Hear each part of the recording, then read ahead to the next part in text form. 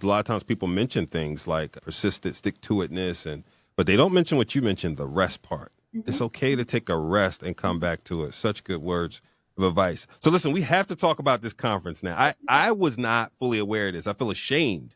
The 109th Hampton University Ministers Conference and 89th Choirs, Directors, and Organist Guild Workshop. I mean, wow. 109th. So let me ask you this.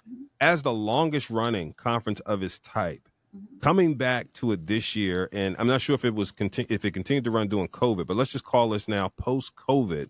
This can be as big as ever. What's one thing you would say to people, say why this is a must-attend event? The world has changed. The church has changed. And we must re-equip ourselves for this new world and this new church. We cannot do church as we have done it in the past. Church does not go on as usual, as it were. So we have to find ways, re-equip our pastors, re-equip ministers of music, re-equip ministers, lay people. Everyone needs retraining on how to now reach a generation who has less faith in the church than our forefathers, our parents did, who finds it easier to ask Google than to ask God, that particular generation. And so we need to decide talk about the mission of the Ministers Conference. The vision is that ministers would gather in a space and talk about all of the problems, many of the problems that we share together. Yes. Because we have different churches in different areas, different cities, but the problems everywhere, large or small, are still the same.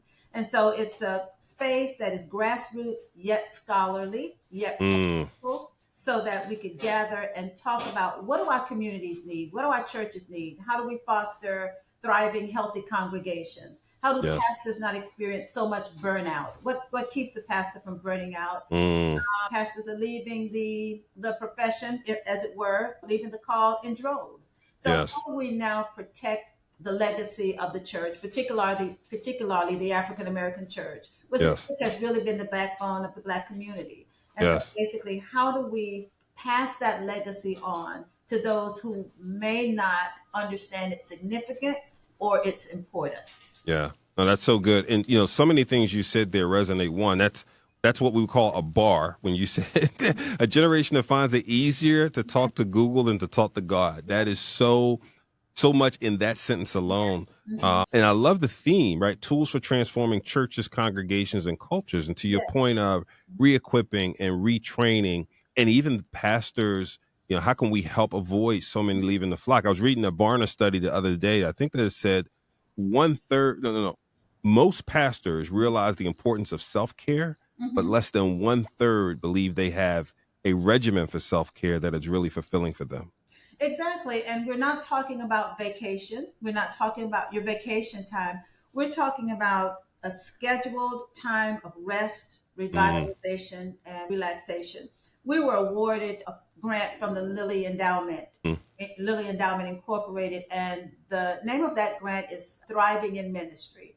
And Thriving in Ministry is about how do we help pastors to avoid as much burnout as possible, not retire before it's time, and how do we help them to stay vital to their congregations? And so basically, we've spent about the last 4 years working with pastors in helping them learn to thrive, helping them learn to partner up, buddy up, have a mentor, have a coach, have a sounding board, someone that they can go to that they trust in order to talk about these things. So we've been talking about, you don't have to bear this beautiful burden of the church alone, but there are others who are going through the same things you're going through, others who have gone through it and have survived. And so we listen to our elder statesmen, we bring them into the fold and talk to pastors who have 1 year experience, pastors who have 20 years experience. Because somewhere along that pastoral leadership arc, things start to fall in. And so we catch them before they go over the cliff. We want to catch them before they go over the cliff. And so those are some of the things that we've been talking about, particularly this area of well-being, pastoral imagination, pastoral thriving.